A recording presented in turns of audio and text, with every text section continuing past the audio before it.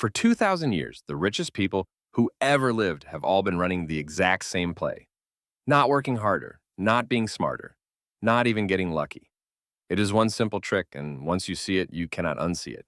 You'll spot it in ancient Rome, in medieval castles on Wall Street, and hiding inside your own paycheck right now. The people at the very top would honestly prefer you never noticed it, because the entire game depends on most people spending their whole lives working and never once stopping to ask why it somehow never feels like enough. So let me just show you the trick right now. Here it is in a single sentence. The rich do not work for money. They own the things that everyone else has to pay to use. That is the entire trick. You earn a wage, you trade your hours, your energy, your one and only life for money. They own an asset, and your money flows to them while they are asleep. Wages make you a living. Ownership makes you rich. And for 20 centuries, the wealthy have done nothing more clever than quietly own whatever everyone else could not live without. The costume changes every few hundred years. The trick never changes at all. Watch. Start in ancient Rome. If you were rich, you did not touch a plow. You owned the land, vast estates they called latifundia. And other people, most of them enslaved, worked it for you from sunrise to collapse. They did every ounce of the sweating. And the harvest, the profit, all the wealth it produced flowed straight up to one single person. The man who owned the dirt. A Roman senator could spend his entire life at banquets and in the baths, never lifting a tool, and grow richer with every single season. That is version 1 of the trick. Own the land, then simply collect from everyone who is forced to work it. Now jump 1,000 years into the future. Completely new costumes. Armored knights, stone castles, anointed kings. But look closely, because it is the identical trick wearing a nicer hat. The Lord owns the land. The peasants work it and hand him a cut of everything they grow.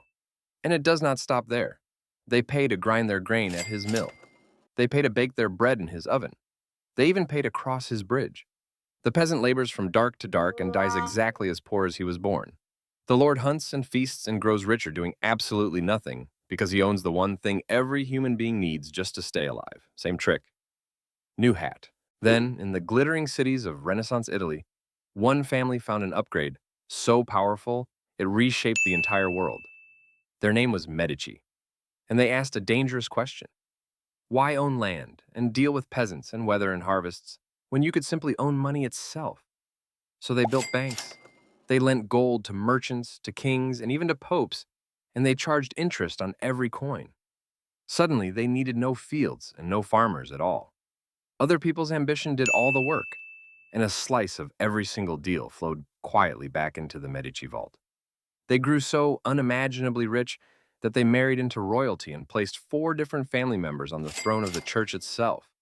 The trick upgraded. Own the money, and everyone who needs it will pay you forever, just for the privilege of touching it. Now leap to the 1800s and the roar of the Industrial Revolution. The most valuable asset is no longer land or even gold.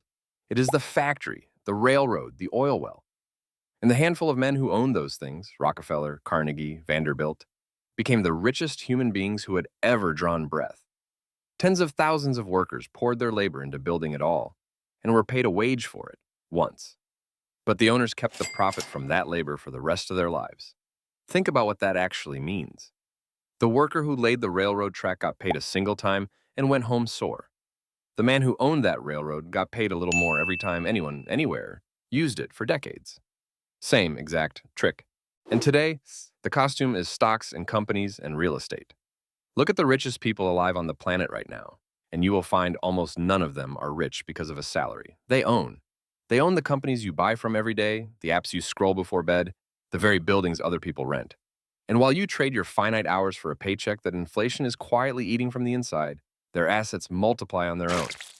Overnight, on weekends, whether they lift a finger or not.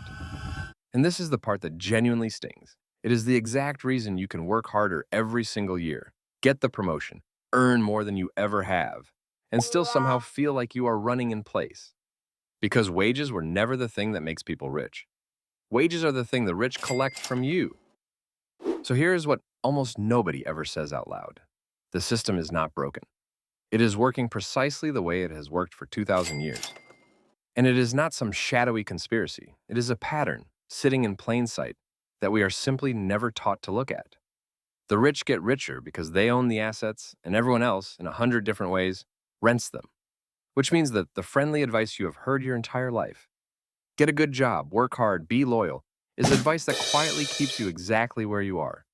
Because the only people who have ever escaped this trick, in any century, are the ones who stopped only earning and started owning. Even a little. A single share of a company. A tiny slice of something that grows while they sleep. That is the whole move. It always has been. The rich did not invent a brand new game. They just made very sure you would be far too busy working to ever learn the rules. So the next time someone swears to you that the secret to wealth is just working harder, picture the Roman senator at his banquet, the medieval lord at his feast, and the tycoon who owned the railroad. Not one of them worked harder than the people beneath them. They just owned the thing everyone else needed. If you like seeing the hidden machinery running underneath history and money, subscribe and stay curious.